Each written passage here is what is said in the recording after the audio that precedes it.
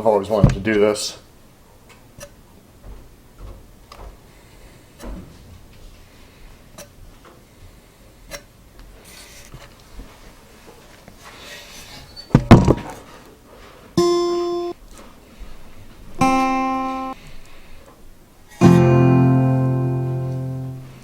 Cool.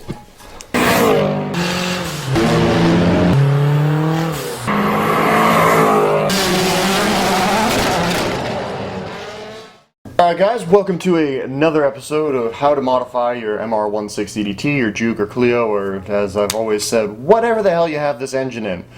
Today we're going to be talking about efficiency, which means we're finally getting into what parts you should and should not put on your car. So what do I mean by efficiency? I mean the capability for your car to maintain horsepower and torque. What does that mean?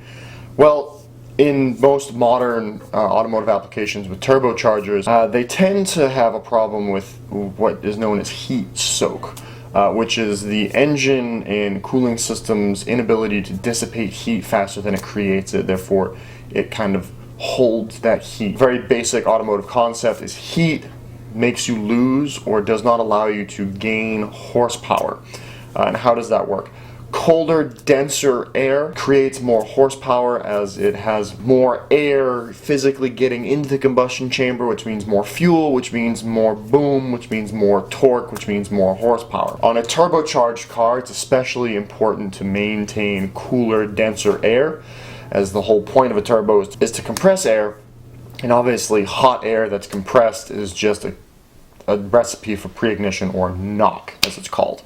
So let's get into things that you can do to increase your car's efficiency. Now I'm not going to be talking about how much power things are going to add. I'm not going to talk about how much torque parts are going to add. I'm strictly going to discuss how to increase your efficiency. So we're talking factory tune, factory boost, factory computer settings in general. This is just to make your car maintain horsepower. So let's say you get in your car, it warms up to where you can drive it around, you're driving around at operating temperature and you're cruising. If you're on the highway cruising, you have a lot of air passing through the front of the car, which means you got air passing through the radiator, air passing through your intercooler. That air, that intercooler, everything is going to be nice and cool. Now what happens when you give it gas? When you get on the throttle, you immediately start creating more heat in the turbocharger. The exhaust gases at higher RPMs and higher loads are obviously hotter, which means the turbo is going to get hotter from heat soak across the core cartridge. And obviously as the compressor wheel is spinning faster and faster and faster, it's going to create more heat. And as the air gets compressed at a higher PSI, it's going to create more heat.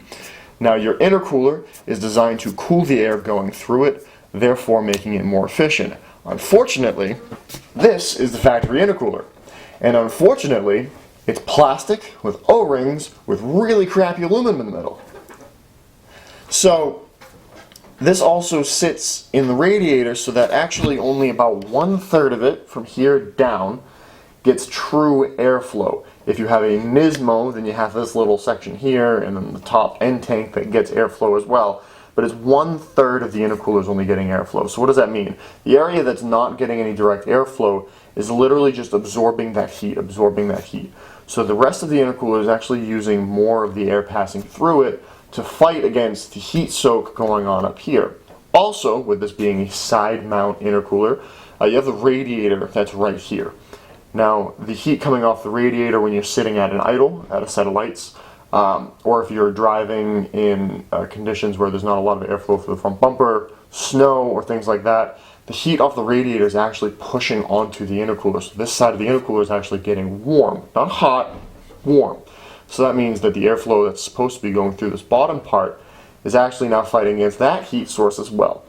And again, if you're sitting at an idle, you have heat coming from the back of the engine forward too if there's no airflow going through the front. So options for changing the efficiency of your intercooler. Well, you really have two options, technically three. Your first option, if you want to retain factory location and keep the car as close to factory as possible, is you can actually go and get one of these. This particular intercooler is, I believe, a Forge intercooler. It's thicker than the factory intercooler. It has aluminum end tanks. It's actually quality aluminum. It's a better intercooler than the factory. You'll get more efficiency out of it. You're going to get a little bit lower charge temps, and this intercooler is good to, I would put around 22 psi before you start having pressure drop problems and issues with the efficiency of it. Again, you're only getting 1/3 flow to this intercooler as well because of the way the front bumper is designed. Still not the best option, but significantly better than factory. What do you want to do if you really want to get that efficiency up? Well, you want a front mount intercooler. Now, I'm about to open up a can of worms. I am personally a fan of running the Mishimoto Z-Line intercoolers on factory turbo Jukes. I repeat that, factory turbo Jukes. It's about the size of this one. This is another intercooler I have laying around. This is about the size of the Z-Line intercooler. It sits in the front, lower grill with some custom piping and brackets, of course. And from testing that I have done, we did 32 pulls in 3 hours on my buddy Nick's Juke when he got it tuned using a Z-Line intercooler. And his intercooler had no heat soak, running 20 pounds of boost, which is the highest that intercooler is rated for. You're up on the top of that spectrum there. 20 pounds of boost for all the testing, and then 18 for the final pull. So no heat soak in the intercooler at all during those tests. That was an all-wheel drive Juke, 200 all-wheel horsepower, 200 all-wheel foot-pounds of torque. Now, there is a company out there selling a larger front-mount intercooler, significantly larger than that last one you just saw. And, you know, I personally think it's a little too big for the factory turbo. The reason I say that is you have such a large intercooler. Now this little turbo has to fill up the extra piping and that intercooler. So you're going to lose some torque without a tune. This is all without a tune. You're going to lose some torque. And you're also going to lose some of your efficiency, your turbo efficiency. So the turbo is designed for the amount of air, you know, that the factory system's there. That's why Nissan did that. The other problem that I have with a large intercooler like that, or what I'm running on the 350 horsepower Juke that we're building, is you have like more than 50% of that intercooler is blocked by the crash bar and the bumper.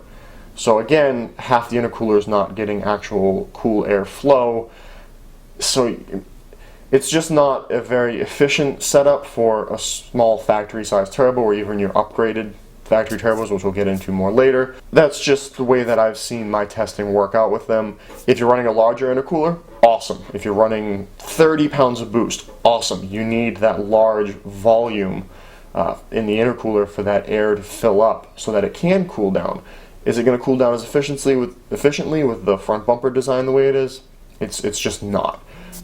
So that's just the way that I see those things.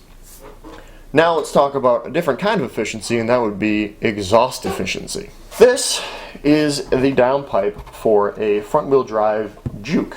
This is what you will find in pretty much every front-wheel drive MR16 vehicle. I believe it's the only downpipe they use for that design universally. And you can already see what I'm about to talk about. What the hell is that? So not only do we have this giant catalytic converter that's causing a massive restriction out of the turbo and creating a ton of back pressure, we have a literal 90-degree, not like a mandrel bend, like a 90-degree angled bend in the downpipe. So even if you get air through the actual catalytic converter, you then hit that, which then slows the process down even more, which creates back pressure to the cat, which creates slower airflow to the cat, which creates more back pressure to the turbo. Now, you have two options basically here.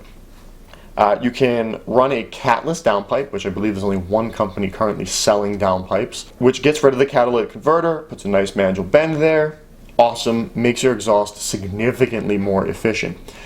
Your other option is to buy that, and if you want to retain a catalytic converter, you can either weld in your own catalytic converter, high flow cat or an OBD legal cat, you know, depends on where you live, and then you can throw that in there, and that makes the exhaust system still a little bit more efficient. So what does a more efficient exhaust system mean? Well, on a small turbo like this, it means the turbo will spool up quicker.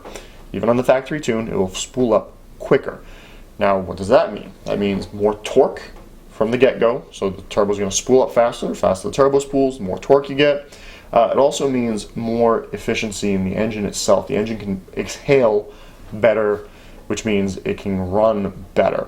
From the Jukes that I've worked on, downpipe and bleeding the second cat has shown me, I've seen a 2 miles to the gallon increase on the highway just doing that. I mean, catalytic converters are really important, don't get me wrong. Everybody shouldn't delete their cats, we'd all die, because it helps the air come out of the exhaust cleaner so we can breathe. I personally like breathing. So, it's kind of a toss-up. What do you prefer more, breathing or a quicker car? I pretty much know the answer to that one. Those are things you can do to make your Juke more efficient as far as heat management goes and as far as the exhaust system goes. One last thing I want to touch upon is hard pipes, intercooler piping. It doesn't make anything more efficient. It just doesn't. The plastic piece that's in there to the throttle body, and then the aluminum piece coming off the turbo, you know, they are what they are. The plastic piece really should have cooler air running through it because it's after the intercooler, and then the aluminum piece that's over the engine dissipates heat really fast. It's small, but it's designed to be small so that it can keep air velocity up, so as it goes into the intercooler it has more speed to get through there quicker. It's designed like that for a reason. Now, the comments are going to explode with, what about that coupler that Nissan uses? It expands so much under boost. It doesn't actually expand. It doesn't. You're not going to get any more efficient boost out of that. I don't really care what your butt dyno says. I've physically had cars on the dyno with and without those pipes, and it doesn't make a difference.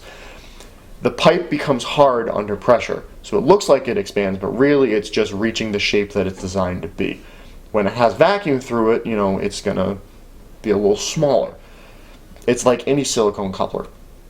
You know, it's a 2-ply coupler that they use, so it feels flimsy as hell because it's not your aftermarket 3-ply coupler, but it's not expanding, it's not gonna burst, it's literally doing its job. It's a flex section in the intercooler piping so that the intercooler can sit separate from the engine itself while the engine is rotating. You don't want to get rid of that. InGen makes hard pipes for these cars. They look great, but again, there's no increased efficiency there. I've done the testing, I've done the driving, I've messed around with tons of cars with the pipes on there. It really doesn't make a difference as far as efficiency goes. We'll talk more about that in a later episode when we talk about how to actually get some power out of your car. So, with that being said, that is the efficiency side of things for your Juke or MR16DDT. Efficiency is super important. It's more important than making horsepower, because if you lose horsepower, what's the point of making horsepower? If you get what I'm saying. So make sure you hit that like button down the bottom and let me know, have you guys done anything to your Jukes that's given you better heating efficiency or cooling efficiency or exhaust efficiency? Let me know right down in the comments. Make sure you hit that subscribe button.